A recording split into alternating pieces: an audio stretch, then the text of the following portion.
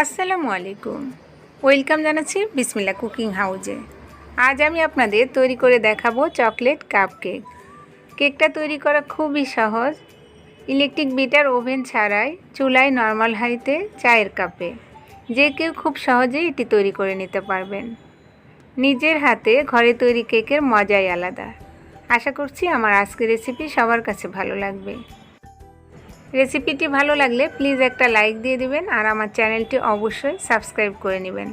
চলুন তাহলে দেখে নেই কীভাবে তৈরি করতে হয়। চকলেট কাপকেক তৈরির জন্য আমি এখানে একটা মিক্সিং বলে 4টি ডিম নিয়েছি। ডিমটা অবশ্যই স্বাভাবিক তাপমাত্রার হতে হবে, অর্থাৎ ডিমটা যদি ফ্রিজে থাকে তাহলে 1 ঘন্টা আগে বের করে নিতে হবে। এর মধ্যে দিয়ে দেব আমি মেজারমেন্ট কাপে 1 কাপ চিনি।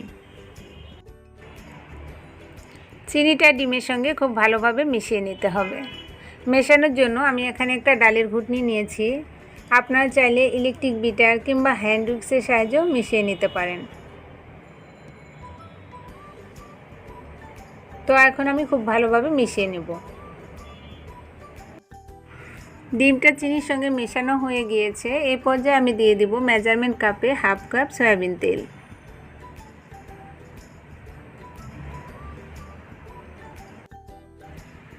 তেল দেওয়ার পর আবারও খুব ভালোভাবে একটু মিশিয়ে নিতে হবে। এই কাজটা কিছুটা সময় নিয়ে ধৈর্য সহকারে মেশাতে হবে। মেশাতে যখন দেখবেন যে ডিমের উপরে ফোমের মতো সৃষ্টি হয়েছে, ওই পর্যায়ে বুঝতে হবে মেশানো হয়ে গিয়েছে। দেখতে পাচ্ছেন আমার ডিমটা কিন্তু মেশানো হয়ে গিয়েছে। এখানে একটা স্ট্রেনারের উপর আমি মেজারমেন্ট কাপে নিয়ে নিচ্ছি 1 কাপ ময়দা। 4 চা চামচ দিয়ে দিচ্ছি কোকো পাউডার। চেষ্টা করবেন ভালো মানের কোকো পাউডারটা নিতে, এতে করে কাপকেকটা খেতেও অনেক ভালো লাগবে। 1 চা চামচ দিয়ে দিচ্ছি বেকিং পাউডার। খুবই সামান্য একটু লবণ। শুকনো উপকরণগুলো আমি চেলে নেব।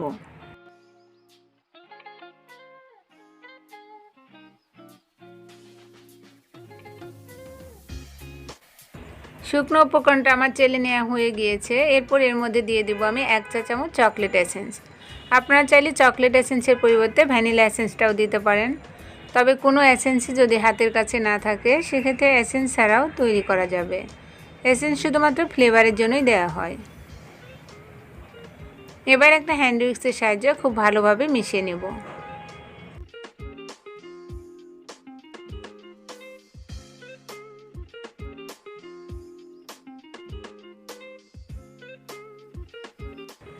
মেশানো হয়ে গিয়েছে, আমার ব্যাটারটা রেডি। এখানে আমি 3টা কাপ নিয়েছি।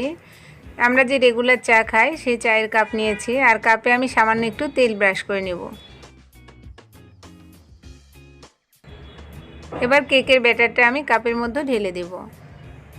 কাপের অর্ধেকের থেকে আমি একটু কম দেব, যেহেতু আমার কাপগুলো একটু বড় সাইজের।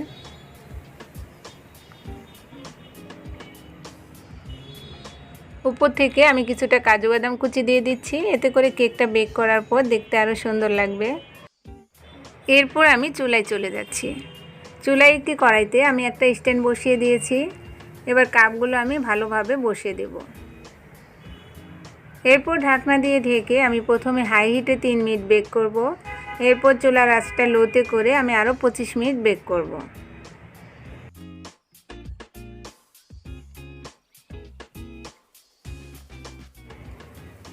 25 মিনিট পর কেকটা বেক করে নেওয়া হয়ে গিয়েছে। আমি একটা কাঠি দিয়ে একটু ভিতরটা চেক করে দেখছি ভিতরটা কেমন হয়েছে।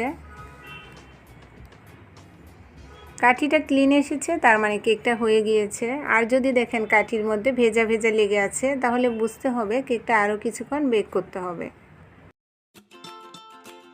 আমি কেকগুলো চুলা থেকে নামিয়ে নিয়েছি। আমি যে পরিমাণ ব্যাটার নিয়েছি তাতে আরও 3টা কাপ কেক তৈরি করা যাবে।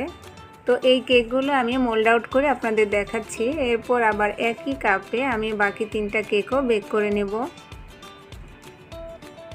আমি সাইডটা একটু চামচের সাহায্যে খুলে নিচ্ছি।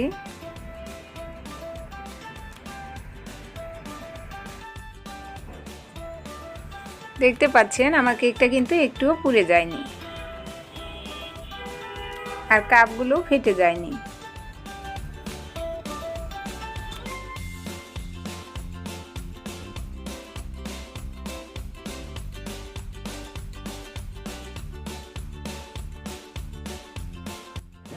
এখানে আমি যে পরিমাপটা দিয়েছি আপনারা যদি সঠিক পরিমাপটা ফলো করেন তাহলে আপনাদের কেকগুলো ইনশাল্লাহ পারফেক্ট হবে।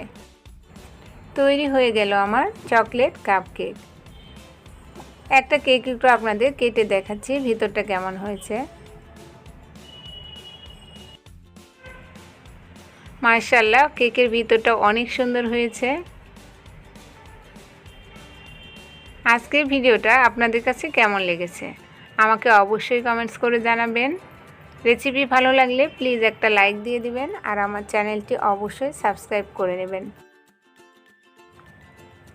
আপনারা সবাই ভালো থাকবেন, সুস্থ থাকবেন, আমার জন্য দোয়া করবেন, সেই কামনায় আজকের মতো বিদায় নিচ্ছি। আল্লাহ হাফেজ।